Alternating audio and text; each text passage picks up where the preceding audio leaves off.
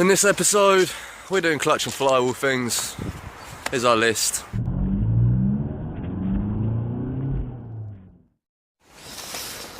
Look at that storm. It's filled my gearbox with water. So this is where we left the engine yesterday. We've got the clutch and flywheel visible. And the engine is just about being supported. And yeah, let's start whipping it off.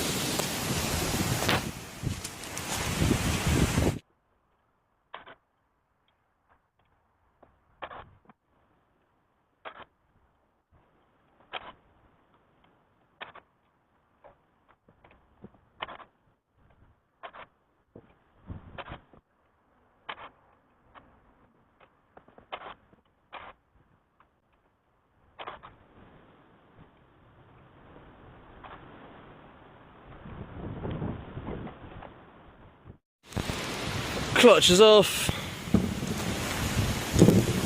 Tiny little bit of heat marking on the backside, and it is worn, but still got a little bit left on them rivets. Not quite what I thought it was going to be. Same on the other side, nearly down to the rivets. Again, a little bit of a scoring mark there. And if we go over to the flywheel,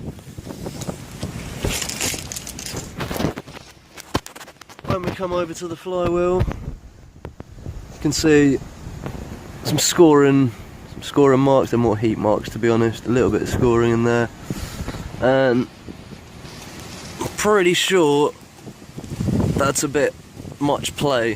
There should be more resistance against that on the dual mass flywheel. So I think that was partly on its way out, and yeah, definitely no good anymore. So we're going to whip them out. Again with the gun, you've got to move the dual mass part so that it lines up nicely with the bolts. But there are two bolts that are closer together, and that make sure you line it up in the same place, or in our case we're replacing the flywheel, so we're going to use them two smaller gap teeth to get the flywheel the correct way around. So let's whip this one off. Gun's not cutting it, so it is M12 multi-spline. We've got big bertha out, the 1/2 inch extendable ratchet, and we're going to lock the flywheel up hopefully with a lever bar against the floor. Wish me luck.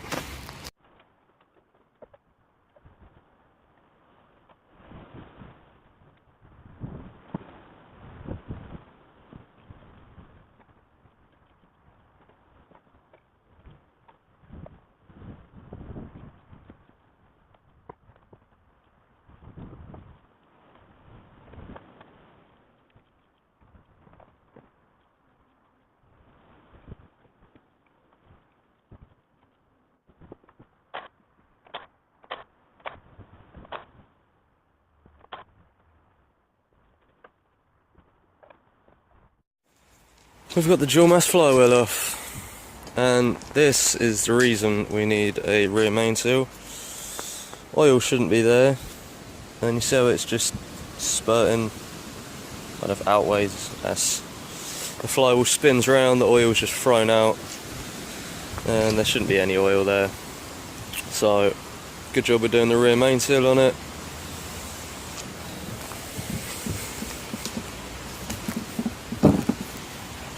Yeah.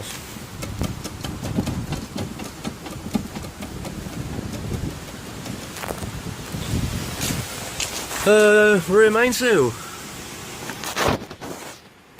So, rear main seal is attached by these bolts and these two underneath.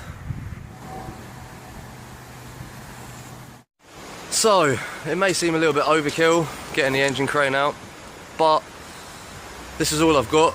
I'd ideally like a little bar across the top of the engine, and that would hold the engine up while I could take the sump off and then do the rear main seal.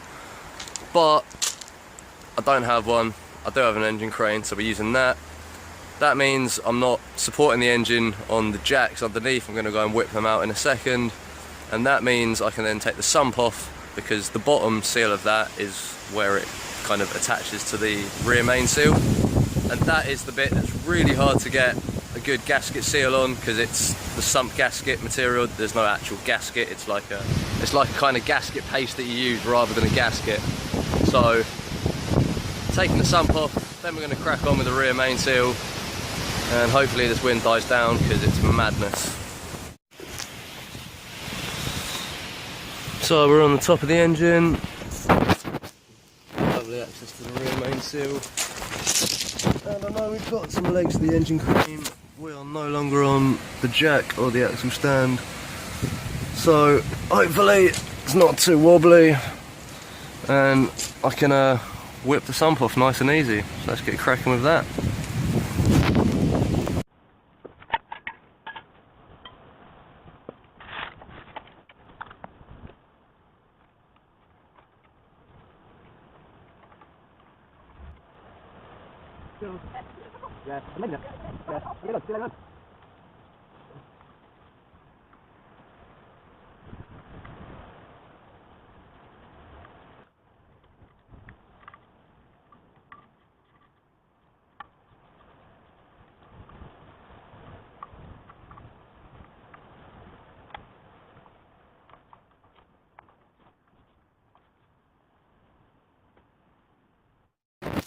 Right, so I'm going to clean up all of the oil and all of the crap around the back of the block while I'm here. Got some brake and clutch cleaners to do it with, and normally I'd like spray it on with a sprayer, because it's nice to get into all your spaces, but I don't have one, so I've got a really cheap paintbrush instead.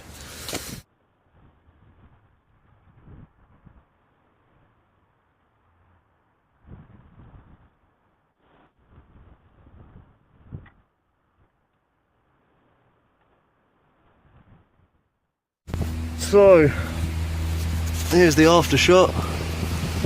It does look a whole lot cleaner, way less oil. Even did down the back. Can you see that? No, there is very little light there. There's a little bit less oil there as well. That's the sump off, and I'm going to clean the gasket on the sump and on the underside of the engine, scraping off the big bits of, well, this is what we used last time, so that's what we're going to use again, and then we're going to scotch it up nicely, and yeah, and we'll have some clean surfaces to roll with.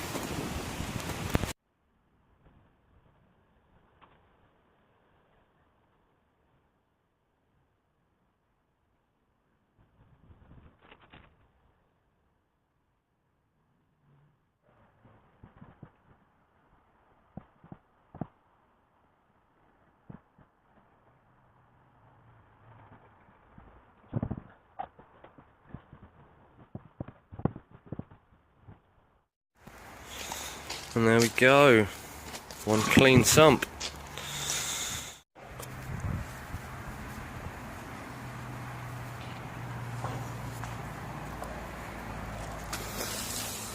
Next we better pull out that rear main seal.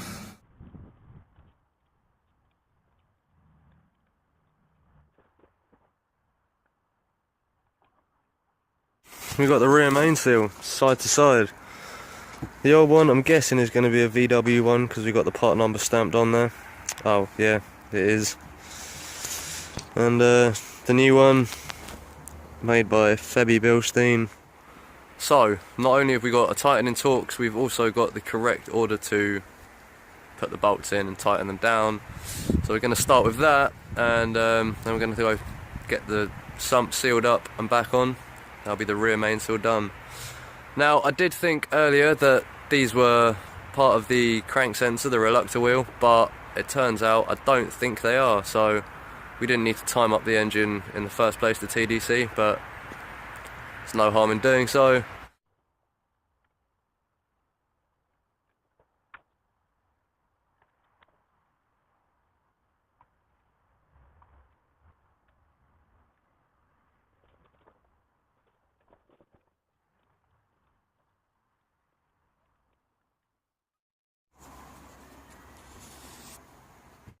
the light is starting to fade. I'm going to get the sump sealed up and on the car and get it off the engine crane, hopefully before the light fades.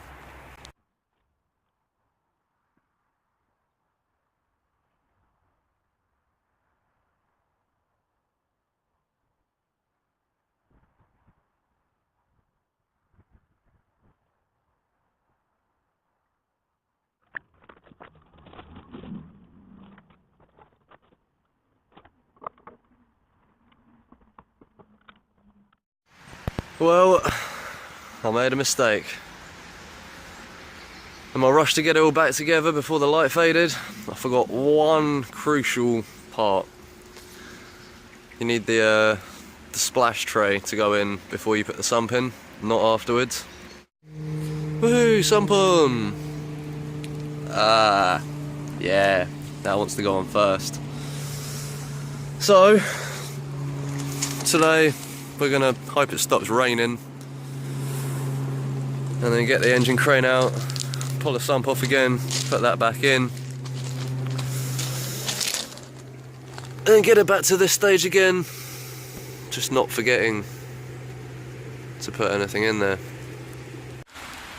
You're gonna have to watch that in the next episode because you've run out of time on this one, but for now, hit subscribe, mash the like button, laugh in the comments if you want. We'll see you next time.